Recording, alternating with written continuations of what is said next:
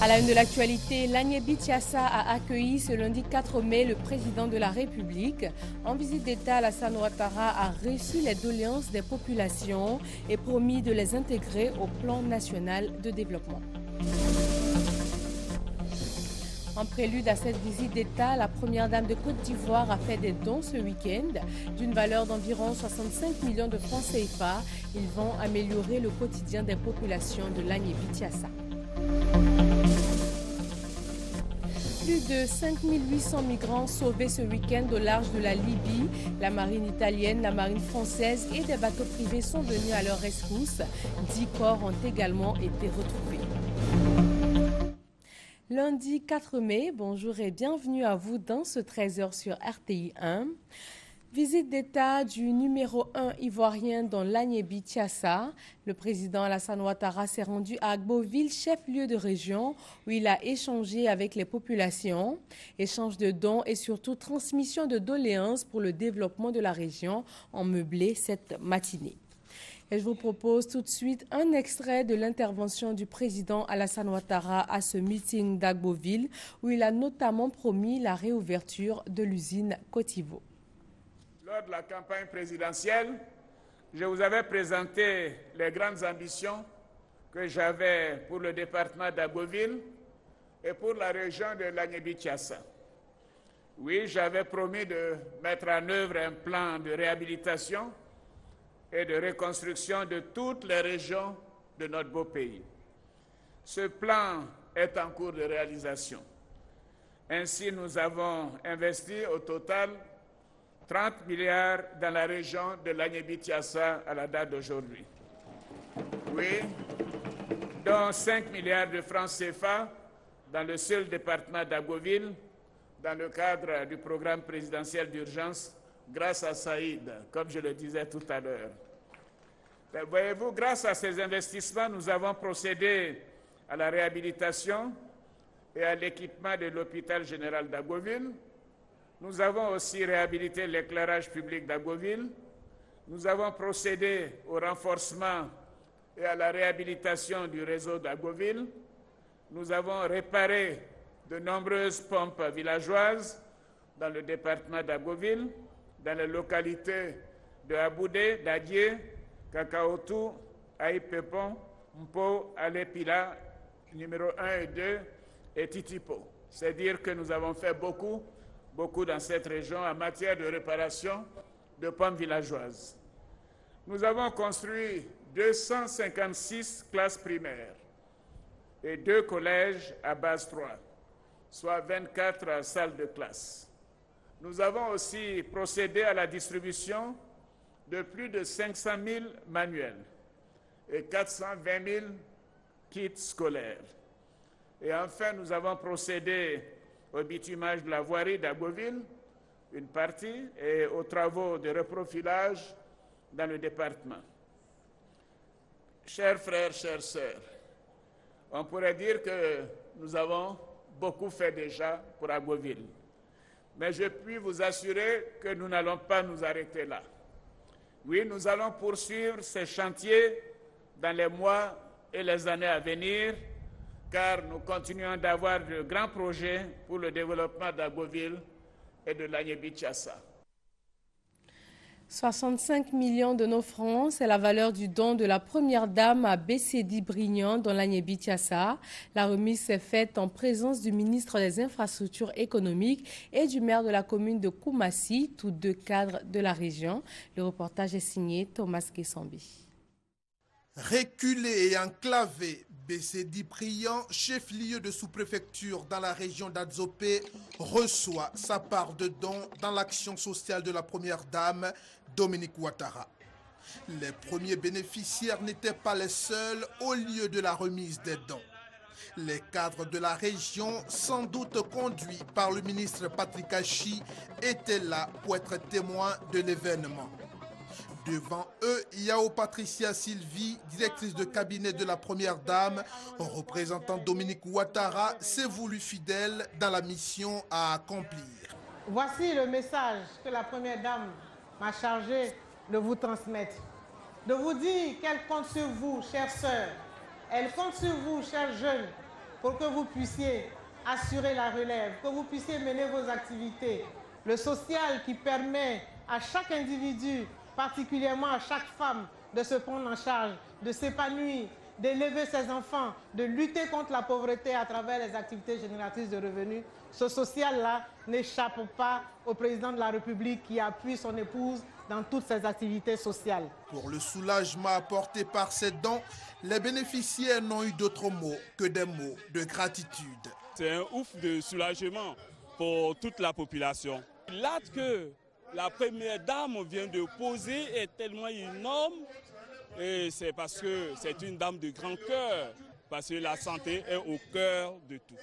Vous savez que là où la femme gagne son pain, la pauvreté perd du terrain. Et aujourd'hui, la pauvreté perdra son terrain. En tout cas, on dit merci à la première dame. 65 millions de francs CFA, c'est la valeur des dons de Dominique Ouattara pour Bécédi Briand, à côté des dons en espèces faits à l'occasion. La journée mondiale de la liberté de la presse a été célébrée hier, dimanche 3 mai. De nombreuses activités menées en Côte d'Ivoire, notamment un cross des journalistes.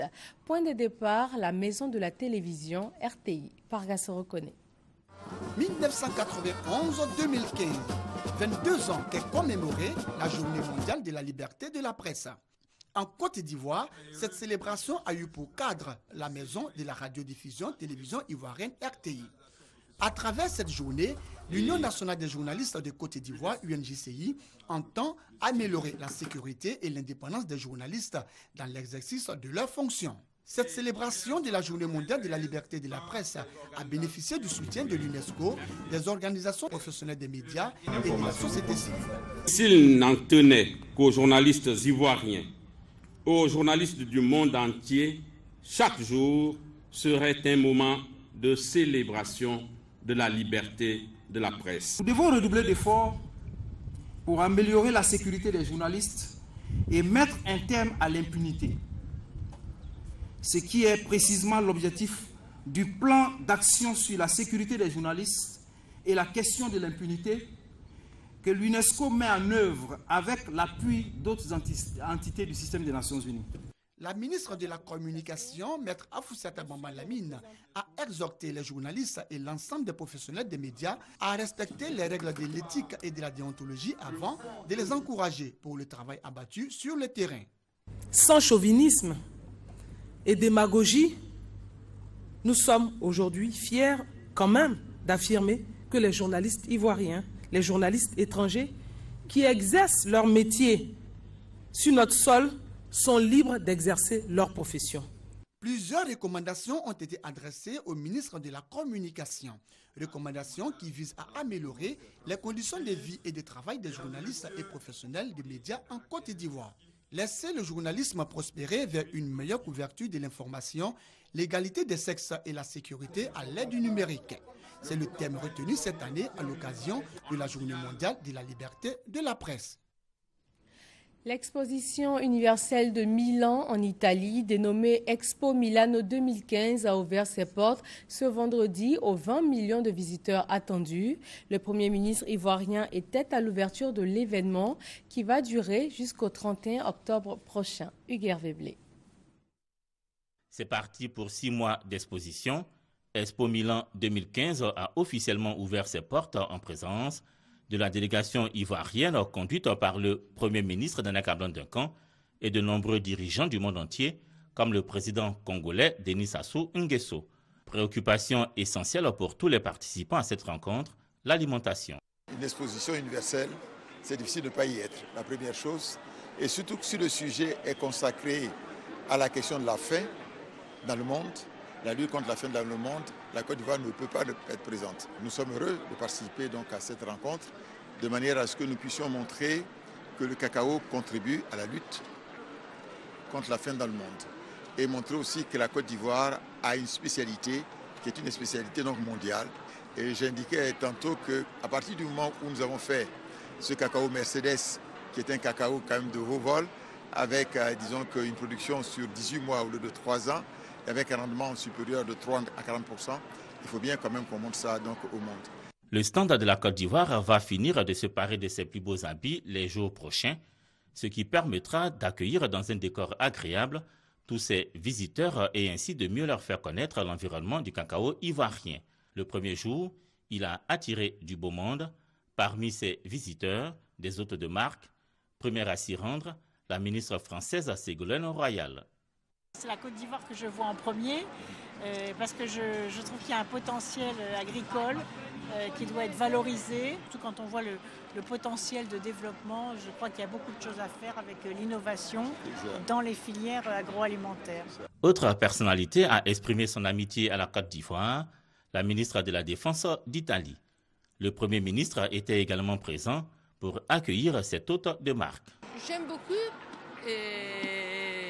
l'engagement de Côte d'Ivoire pour avoir un pavillon si beau. L'Italie a un sentiment de grande amitié avec la Côte d'Ivoire. J'ai rencontré le Premier ministre, je suis très heureuse.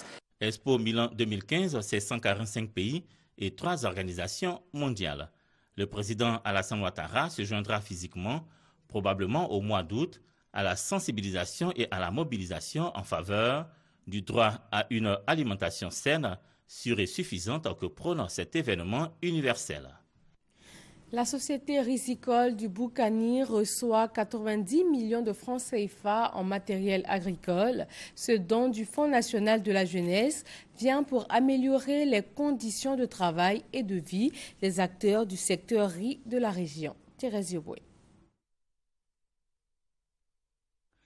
Yodidio, localité située dans la sous-préfecture de Bouna à l'est de la Côte d'Ivoire. Les acteurs de la filière riz de cette localité, particulièrement la société risicole de Boukani, viennent de bénéficier de matériel agricole. Ce don du Fonds national de la jeunesse est estimé à plus de 90 millions de francs. Il intervient dans le cadre des projets collectifs de création d'emplois jeunes dans le secteur agricole initiés par le gouvernement ivoirien. C'était d'abord un petit projet de 5 hectares, mais le DG du fonds nous a dit 5 hectares, ce n'est pas suffisant pour une région comme le Boukani, car il connaît les potentialités naturelles de la région, il connaît aussi la capacité des hommes qui y sont. Et nous avons eu des partenaires qui eux aussi n'ont jamais failli. Nous sommes convaincus que le Socoril va pouvoir atteindre les objectifs que nous sommes fixés d'ici à quelques mois. Ce serait un nouveau démarrage pour notre population, pour que la culture du riz a bien initié notre culture de région, vraiment puisse prendre le pas dans tous les villages, dans toutes les contrées de notre région. Selon les étapes, nous allons venir et nous allons communiquer jusqu'à un certain niveau, nous allons laisser le terrain nous dire ce que nous avions fait. En procédant à la remise des clés des machines aux responsables des agriculteurs, le préfet de région, Thio Fosier, a exhorté les bénéficiaires à faire bon usage du matériel. Il les a invités à diversifier leur production agricole en mettant un accent sur les produits vivriers. La mobilisation contre l'entrée du virus Ebola en Côte d'Ivoire se poursuit. Une multinationale de cacao vient d'offrir du matériel de protection et de sensibilisation au district sanitaire de Soubré. Hermaniamia. 200 paquets de gants en latin, 2 pistolets thermiques à infrarouge, 6 dispositifs de lavage des mains, 36 cartons de solutions hydroalcooliques, 25 essuie-mains à usage unique, 200 t-shirts, 300 affiches de sensibilisation et 1200 dépliants de sensibilisation et une boîte à images sont entre autres le don d'une multinationale exerçant dans le domaine du cacao au district sanitaire de Soubré. Ce geste, selon les donateurs, est une contribution pour permettre aux populations de lutter efficacement contre la fièvre hémorragique à virus Ebola. Ce sont au total 12 districts sanitaires des zones productrices de cacao, dont Soubré, qui bénéficient de ce don d'un coût global de 55 millions de francs CFA. Réceptionnant le don de Soubré, le représentant du préfet de la région de la Nawa, le secrétaire général 2 de la préfecture Soumaoro Soalio, s'est réjoui de cette initiative du chocolatier qui, à n'en point douté, va renforcer le système de protection et de sensibilisation des populations, surtout dans cette zone forestière. Il n'a pas manqué d'exhorter le district sanitaire à faire bon usage du don. Au nom du directeur départemental de la santé, le docteur Yves Grégoire Yahi a salué l'appui du chocolatier qui, pour lui, apportera un plus dans la grande offensive de sensibilisation et des protections engagées depuis la découverte de ce virus. Il a pris l'engagement de faire bon usage du don avant d'inviter la population à respecter les consignes du gouvernement en matière de lutte contre le virus Ebola.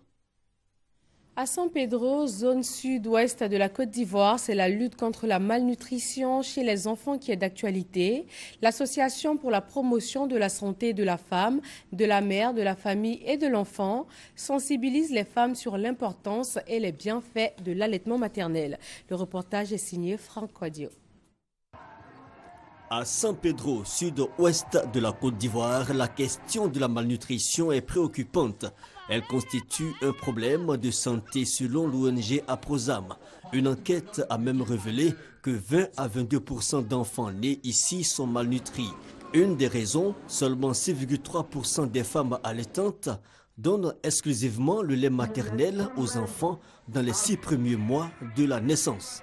Nous voulons profiter de toutes ces activités de sensibilisation de masse là pour leur donner l'information juste sur la malnutrition, sur les démonstrations culinaires, sur comment il faut aller régulièrement dans les PMI pour peser les enfants, l'importance de l'acte de naissance, comment il faut donner la nourriture qui est autour de nous, les aliments locaux aux enfants pour que les enfants se portent bien. Une campagne de masse donc pour réduire les effets de la malnutrition. Au corridor 25 et à Zimbabwe, des quartiers de San Pedro, des femmes sont sensibilisées. L'autre bébé, il ne connaissait pas. Mais comme tu m'as expliqué aujourd'hui, il doit respecter. Pendant 6 mois que dans le lait maternel, il y a de l'eau. Donc de donner saine directement à l'enfant. Je leur conseille de ne pas donner de l'eau à l'enfant parce que ça permet à l'enfant d'être toujours en bonne santé. Et l'enfant ne tombe pas malade comme ça. Un message bien perçu. Chefs traditionnels et femmes y adhèrent. Il faut dire que c'est très bien. Aujourd'hui, la malnutrition fait que nos enfants tombent malades. Nous, les grandes personnes aussi, nous tombons malades. Si aujourd'hui, à Aprosam, à l'aide de l'UNICEF, on pensait au quartier du corridor pour nous montrer ce mouvement, ça me plaît. Démarrée au mois de février dernier, cette campagne en faveur de l'allaitement maternel durera 1 an. Comment gérer les installations d'assainissement et de vidange non collectif pour une préservation de l'environnement? L'Office national de l'assainissement et du drainage ONAD a rencontré les opérateurs du secteur pour leur présenter la stratégie en vigueur en la matière. Issaïo Abousanego. L'assainissement non collectif ou assainissement autonome est le traitement des eaux usées domestiques sans les égouts. Il est très répandu sur le territoire national, à l'exception du district d'Abidjan. 95% de la population nationale, soit plus de 21 500 000 habitants, pratiquent ce type d'assainissement. Conscient des enjeux de ce secteur, l'Office national de l'assainissement et du drainage, ONAD, a initié cette rencontre en vue de mieux outiller les opérateurs sur son usage au risque de se voir retirer leur agrément en cas de manquement. L'Office a procédé d'aménager des stations de dépôt de ces boues, mais en même temps de leur proposer un cahier de charges qu'ils doivent rigoureusement respecter dorénavant.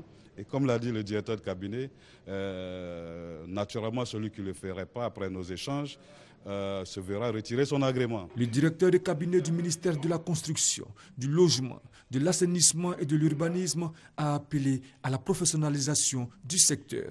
Il s'est réjoui de la présence de grandes institutions. Avec l'assistance de l'ensemble des partenaires au développement, vous avez pu noter la présence de la BAD, la présence de l'Union européenne, la présence de l'Agence française de développement et les collectivités territoriales et même la présence aussi de pays tels que le Sénégal qui ont une expérience, j'allais dire, de plus d'une quinzaine d'années dans la professionnalisation des acteurs en question. Donc c'est un partage d'expérience. La production nationale annuelle de boues de vidange est estimée à 2 millions de mètres cubes. Le ministère de l'Emploi et le district d'Abidjan signent une convention de partenariat pour un cadre de création d'emplois pour la jeunesse.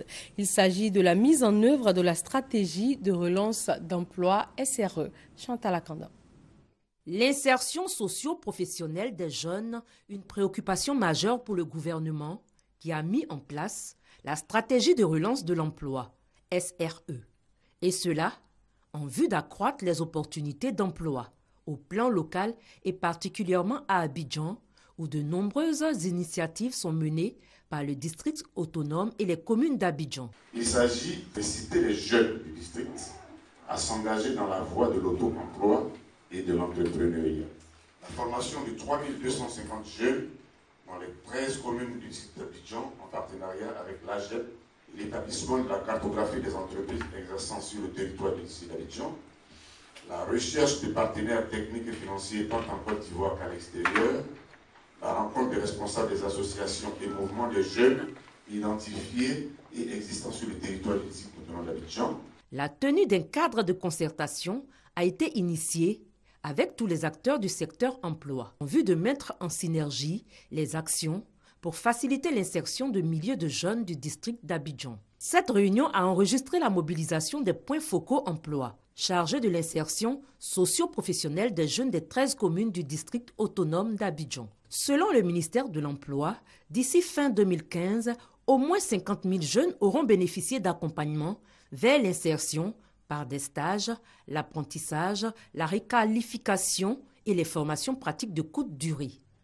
Une signature de convention de partenariat a marqué cette rencontre. Le ministère de l'Emploi, des Affaires sociales et de la formation professionnelle et le district autonome d'Abidjan vont pouvoir œuvrer ensemble à l'amélioration des conditions d'insertion des jeunes des 13 communes d'Abidjan. L'Association pour l'intégration des Ivoiriens de la diaspora en Côte d'Ivoire, AIDCI, présentée à la communauté nationale et aux Ivoiriens de l'étranger. Premier défi de cette jeune association, la réussite du Forum des Ivoiriens de la diaspora. Elia Sadou, Abou Sanogo.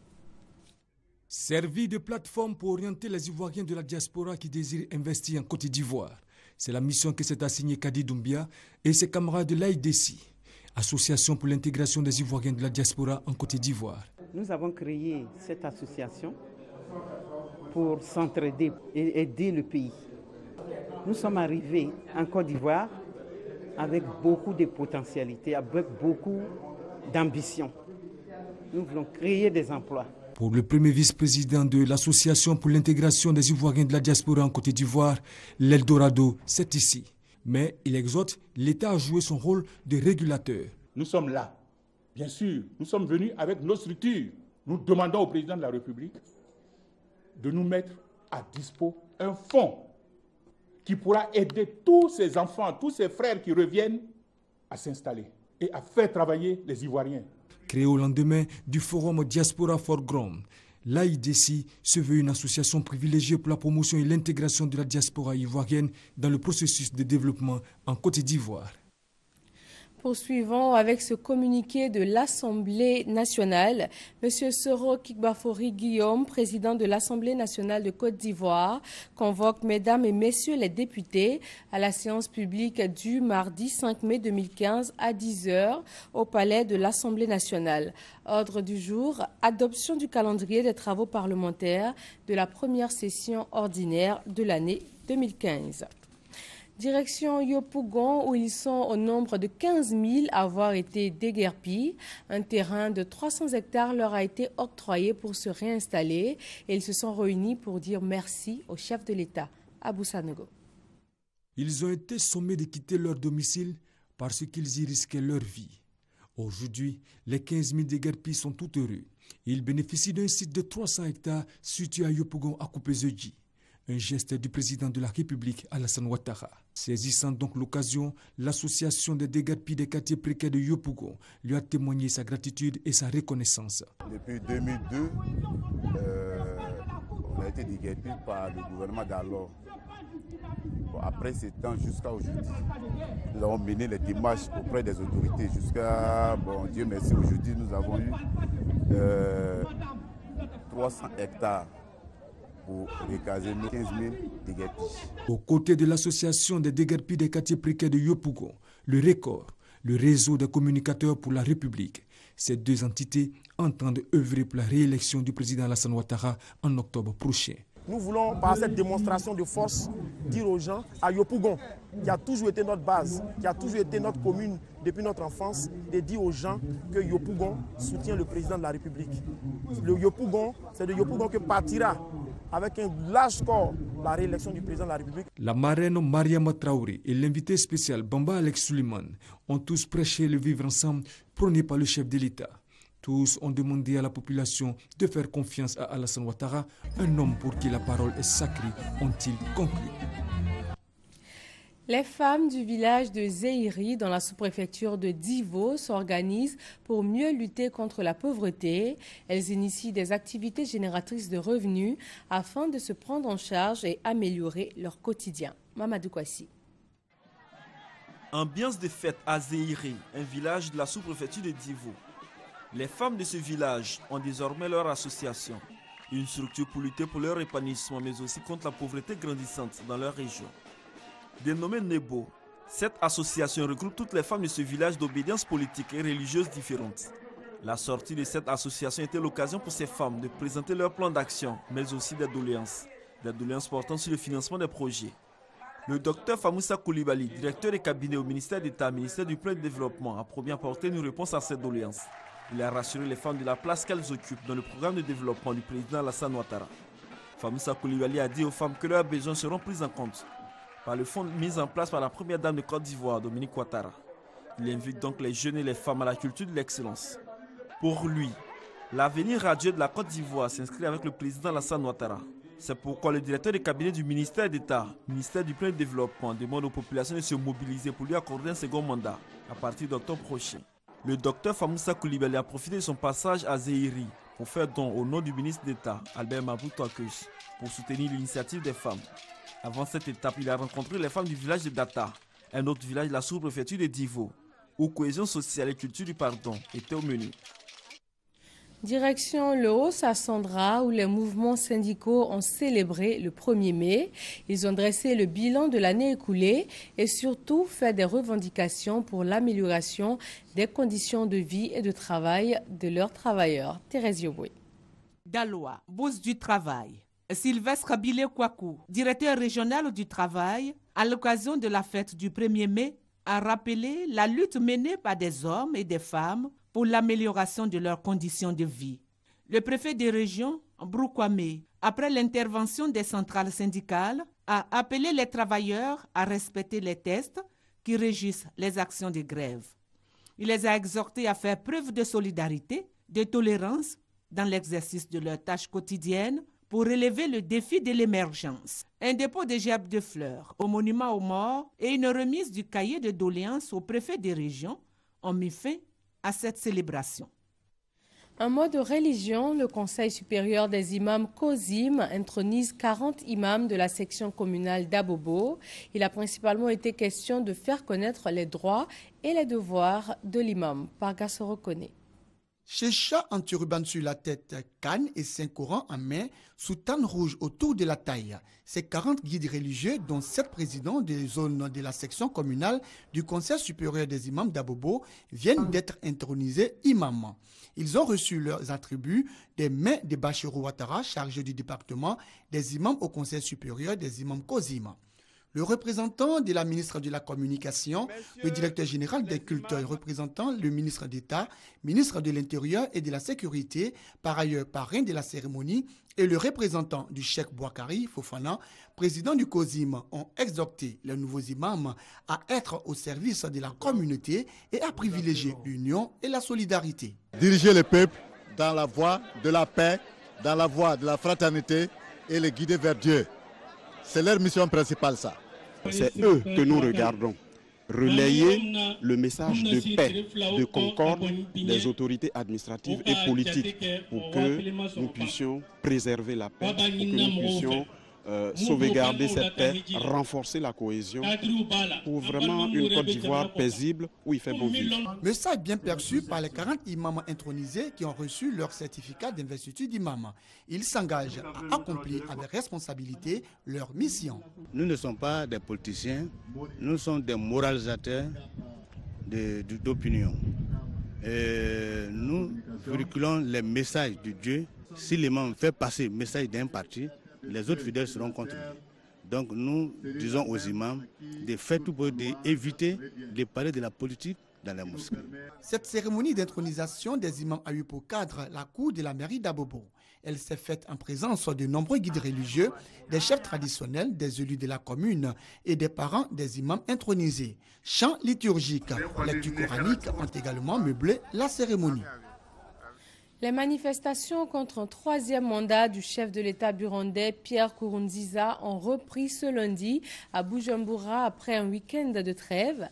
La contestation est partie de plusieurs quartiers périphériques où la police tente de contenir les manifestants. Rappelons que le mouvement a démarré le 26 avril dernier. Plus de 5800 migrants ont été sauvés en mer Méditerranée ce week-end au large de la Libye. La marine italienne, un patrouilleur de la marine française et des bateaux privés sont venus à leur rescousse. Les corps sans vie de 10 personnes ont également été retrouvés. C'est la fin de ce 13h. Vous pouvez le revoir sur les www.rti.ci. Très bon début de semaine à vous sur RTI1.